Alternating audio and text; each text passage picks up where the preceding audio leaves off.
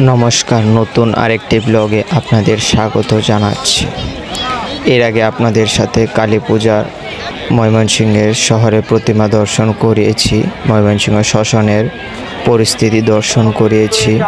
এখন আমরা চলে আসলাম ময়মনসিংহের কালী পূজার প্রতিমা বিসর্জনের ঘাটে। এখানে পরিস্থিতি কেমন তা আপনাদের সামনে তুলে ধরব। ময়মনসিংহ কালী পূজার জন্য একটি ঐতিহ্যবাহী স্থান। এখানে এবছর 90টির মতো পূজা হয়েছে। এর থেকে বেশির অর্ধেক প্রতিমাই এই ময়মনসিংহ সিটি কর্পোরেশন নির্ধারিত কাচারি ঘাটে প্রতিমা বিসর্জন দিয়েছে। এর সার্বিক দিক আপনাদের সামনে তুলে ধরব। আজকের এই দশমীর দিনটিতে ময়মনসিংহে প্রতিটি সনাতনী উপস্থিত ছিলেন দশমীর ঘাটে, যা কানায় কানায় পূর্ণ ছিল দশমীর ঘাট। আজ বলতে হয় যে সনাতনীদের মিলন মেলা এই দশমীর ঘাটে। মূলত দশমী শুরু হয় বিকাল থেকে, কিন্তু মণ্ডপগুলো থেকে প্রতিমা নিয়ে আস্তে আস্তে সন্ধ্যা হয়ে যায়। সন্ধ্যার পর থেকে প্রতিমা বিসর্জন শুরু করে সকলে। রাত 2টা-3টা পর্যন্ত প্রতিমা বিসর্জন হয়। সন্ধ্যার দিকে উপচে পড়া ভিড় থাকে দশমীর ঘাটে। এই দিনটিতে সনাতনীদের উৎসব মুখর পরিবেশ সৃষ্টি হয় দশমীর ঘাটে। প্রতিটি কানায় কানায় পূর্ণ থাকে দশমীর ঘাট, যা মনে হয় একটি উৎসব শুরু হয়েছে।